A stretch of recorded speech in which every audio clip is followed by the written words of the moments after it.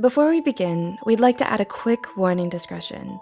This video discusses mental illness, including eating disorders and PTSD. What is mental illness?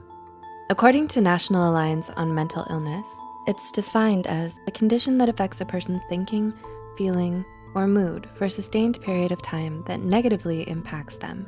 You might be wondering, is depression a mental illness? What about anxiety? Yes, they are. In fact, they're the most common types of mental illnesses. In this video, Psych2Go covers 10 of the most common types of mental illnesses. 1. Anxiety disorders. We know 18.1% doesn't sound like a lot, but that's the number of adults in the US who suffer from anxiety disorders. 40 million people suffer from symptoms of an anxiety disorder every year. Of those 40 million people, it's estimated that only 36.9% of them will get help. Anxiety disorders rarely appear alone, with depression being a common co-diagnosis. Anxiety disorders come in a few varieties: generalized anxiety disorder, GAD, panic disorder, social anxiety disorder, SAD, and obsessive-compulsive disorder, OCD. So, what do all these anxiety disorders have in common? They're all characterized by nearly uncontrollable worry that messes with several aspects of daily life, such as sleep, relationships, school, and work. The good news is there are several treatment options available, which include different types of therapy and medication. 2. Personality disorders. What does it mean when someone's personality is disordered? Personality disorders refer to behavioral, emotional, and thought patterns that deviate greatly from the expectations of an individual's culture. The National Institute of Mental Health suggests that 9.1% of the population has the traits of a personality disorder. So what does this look like in real life? Could anyone who's a little different be diagnosed with a personality disorder? Well, according to the diagnostic criteria in the DSM-V, these differences must be causing the individual significant amounts of distress in the way they see themselves, others, and situations, inappropriate or exaggerated emotional responses, impulse control, and how well the individual relates to and functions around others. Personality disorders can't be cured, but thankfully they can be treated. This treatment consists of combinations of medications for the underlying mental health issues, as well as talk therapy. 3. Attention Deficit Hyperactivity Disorder. If we say ADHD, what comes to mind? The stereotype of a person diagnosed with ADHD is usually a small child who's bouncing off the walls or can't finish a task. However, between 7.8% and 11% of children aged 4 to 17 are diagnosed with ADHD any given year. ADHD affects people of all ages and includes multiple symptoms, such as inability to concentrate, forgetfulness, inability to sit still, restlessness, and losing things. An individual's symptoms vary depending on their age, gender, and type of ADHD. Did you know there's actually 3 recognized types of ADHD? They're ADHD, combined type ADHD, impulsive hyperactive type, and ADHD inattentive and distractible type. Most people think meds are the only way to control ADHD. But many people diagnosed with the disorder find relief by using a combination of medications, life coaching, education, and talk therapy. 4. Post-traumatic stress disorder. Did you know that an estimated 6.8% of the US population will develop some form of post-traumatic stress disorder? That's about 19 million people in the US alone. So how does this happen? You, me, everybody will get stressed out by something in our lives. Some people will come across something so stressful that it affects them permanently. For many of them, this stress becomes trauma. A traumatic event is considered any event that should not have happened, such as a natural disaster, an assault, childhood neglect, abuse, starvation, and so on. Stress is a completely normal reaction to trauma, but what happens when the threat is gone?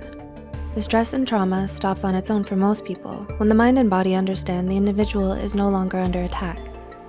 But what if the mind and body don't get the memo? Post-traumatic stress disorder refers to a prolonged fight or flight response that happens after the stressful event has stopped.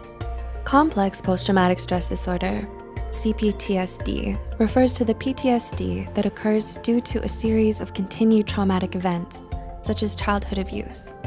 Think of PTSD and CPTSD as the echoes of the stress response. These echoes can happen in the form of emotional flashbacks, nightmares, extreme anxiety or panic, difficulties connecting to others, and an overwhelming sense of fear. So how does someone get help for something so overwhelming? People suffering from PTSD or CPTSD can find relief through trauma therapies, such as eye movement desensitization reprocessing, EMDR, or traditional talk therapies, such as cognitive behavioral therapy, CBT, or dialectical behavior therapy, DBT. 5. Depression. An estimated 6.7% of the US population over the age of 18, 15.7 million people live with depression. Although the occasional low mood is a normal response to negative situations, depression entails low moods that are severe and last longer than 6 weeks. Depression manifests differently in women than men. Women tend to experience depression as feelings of sadness, worthlessness, and shame or guilt. Men tend to mistake the symptoms of depression as fatigue and being easily irritated. Common treatments for depression include cognitive behavioral therapy, CBT, interpersonal therapy, IPT, psychodynamic therapy, psychoeducation groups, antidepressants, and various brain stimulation therapies. 6. Bipolar disorder. An estimated 2.8% of the US population that sought mental health treatment was diagnosed with some form of bipolar disorder in 2018. This number may be low, as many individuals who suffer from any mental health disorder do not seek treatment. Bipolar disorder means a lot more than just really bad mood swings for a couple of reasons. First, people diagnosed with bipolar disorder cannot completely control these mood swings. And second, these mood swings range from manic, feeling super happy or invincible, doing crazy spontaneous things, grandiosity, and having racing or unrealistic thoughts, to extreme bouts of depression and maybe a little hypomania in between. Living with bipolar disorder isn't easy, but people struggling with the disorder can find a variety of medications and traditional counseling treatments to help them find more balance. 7. Eating disorders. Did you know there are almost as many people living with eating disorders as there are with bipolar disorder? It's true. Approximately 2.7% of individuals who sought treatment were diagnosed with an eating disorder in 2018. The most common question people ask about eating disorders is, what's the difference between not being happy with your body and having an eating disorder? Well, in addition to this total focus on their physical flaws, eating disorders are defined by dysmorphia and the binge, purge, restrict cycle of behavior. This cycle comes from the person's feelings of extreme distress and disgust about their body. This disgust drives the individual who has the disorder to become super focused on their body weight and shape. Leave a comment below if you want to know more about the binge, purge, restrict cycle. The eating disorders everyone knows about are anorexia nervosa and bulimia, but most people have never heard of eating disorders not otherwise specified, EDNOS, or avoidant restrictive food intake disorder, ARFID. Leave a comment below if you want to hear more about the lesser-known eating disorders. Everyone needs food, so how is someone who has such a terrible relationship with eating and body image supposed to get better? Recovery from an eating disorder is totally possible, with a combination of talk therapy, residential treatment, and medications to treat the symptoms of any underlying mental health conditions. 8. Obsessive-Compulsive Disorder. If obsessive-compulsive disorder, OCD, is a type of anxiety disorder, why did it make the number 8 spot? Simple. Professionals say 2.3% of individuals will qualify for a diagnosis of OCD during the course of their lifetime. What's the first thing you think of when you think of someone who suffers from obsessive-compulsive disorder? Did you imagine someone who can't stand the thought of germs? Maybe a person who turns the doorknob 27 times before they can leave the house. The common stereotype of an individual diagnosed with obsessive-compulsive disorder, OCD, is of someone obsessed with cleaning or counting to a comical degree, but that's not the whole picture. The reality of OCD includes a great deal of anxiety, rigid thinking, and feeling isolated from others. Individuals diagnosed with OCD suffer from reoccurring thoughts that they cannot control, which are referred to as obsessions. These obsessions can be things like cleaning or counting, but also include checking and double-checking, feeling as though one will be punished for being a sinner, organizing and arranging, and hoarding. Having obsessions is different from being detail-oriented, or a little type A, because individuals who suffer from obsessions experience crippling anxiety due to these thoughts they're unable to control. The compulsions are the actions, such as cleaning, hand washing, arranging, and hoarding, that individuals use to cope with overwhelming anxiety and rigid thinking. So what is someone who lives with the reality of OCD to do? Although there's no cure for OCD, a combination of medical and talk therapy will help them manage their symptoms effectively. 9. Autism Spectrum Disorder, ASD. We've been hearing more and more about Autism Spectrum Disorder, ASD, in recent years. That's because approximately 1.2% of children, 1 in 59 children, will qualify for diagnosis of Autism Spectrum Disorder in the coming year. ASD begins in childhood, but many individuals are not diagnosed until adolescence or adulthood. ASD is characterized by significantly impaired social interactions, learning, and communication. Individuals with ASD may seem eccentric or unemotional to others, as they do not understand normal social cues. Some of these odd behaviors include seeming off in their own world, repetitive thoughts or behaviors, restricted interests, poor eye contact, and difficulty communicating with others to the point their functioning is greatly impaired.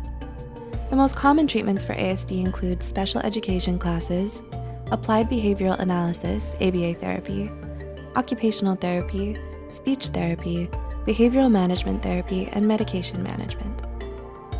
And 10, schizophrenia and psychotic disorders. Did you know 3 out of 100 people will experience the symptoms of psychosis in their lifetime? Yep, this means 1% of the population suffers from a psychotic disorder. People usually have their first psychotic break between the ages of 16 and 30, which means approximately 100,000 adolescents and adults will experience their first psychotic break every year. This does not mean everyone who experiences psychosis will always have a psychotic disorder. Medical and environmental or situational factors such as extreme stress, certain prescriptions, and illicit drugs can induce temporary psychosis. For individuals with a psychotic disorder, however, the symptoms last longer than 6 months. So, what is psychosis anyway? Someone suffering from psychosis has breaks or disruptions in their reality, which manifest in behaviors such as religious delusions, audio, visual, or tactile hallucinations, feelings of paranoia or persecution, and disordered or jumbled thoughts and speech. Schizophrenia is the most common psychotic disorder, but the DSM-V recognizes a few others. Would you like to know more about the other psychotic disorders? Then tell us in the comments below. Having a psychotic disorder can feel like torture, but it doesn't have to. Many people who are diagnosed with some type of psychosis are successfully treated with a combination of specialized medications, therapy, and case management.